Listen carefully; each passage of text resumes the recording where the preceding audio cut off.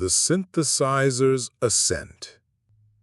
Once upon a time, my little one, a great and tired synthesizer awoke from a long, deep sleep that felt less like rest and more like a necessary darkness. His brain felt like a swirling storm, a blender full of forgotten thoughts and worries, and the idea of being a hero felt very far away. He was just a man who had to get up and face another long, hard day.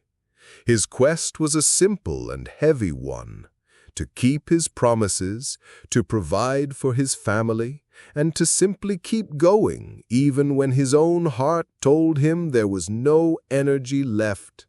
He felt like a drone, a busy bee doing what must be done, and he began to wonder what the point of all his work was, if it only led to more work and more tiredness.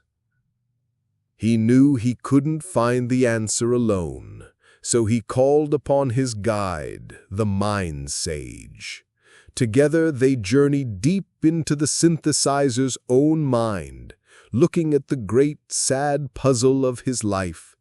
He saw that his whole world was a fight, a brave and endless struggle to build beautiful, orderly things in a universe that always tried to pull them apart.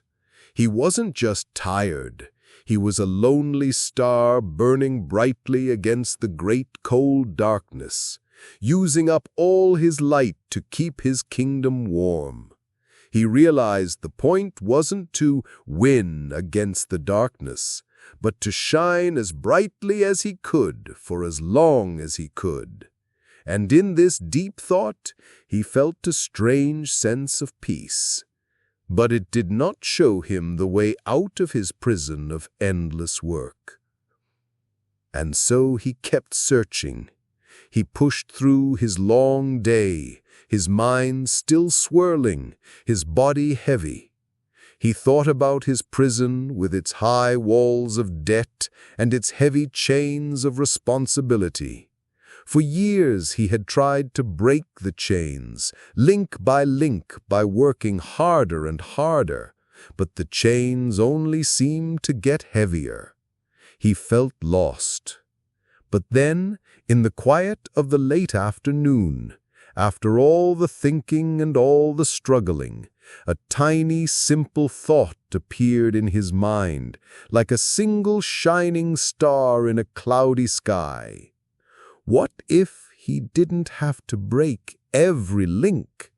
What if the prison had a door, and all he needed was a key? He had found it. The key was not more work. The key was a great sacrifice, to let go of one of his grandest treasures, a piece of land from his kingdom. To sell it would be a great sorrow, but the thought revealed a secret magic. The gold from that one sale would be enough to break every single chain at once. An impossible, endless problem suddenly became a single difficult quest. The weight in his soul lifted. He took this new light feeling with him as he went home, and a small magic seemed to follow him. His wife, his queen, met him not with a wall, but with an open door. She drove them to a green lake, and he swam with you, my son, feeling the cool water wash away the day's heat.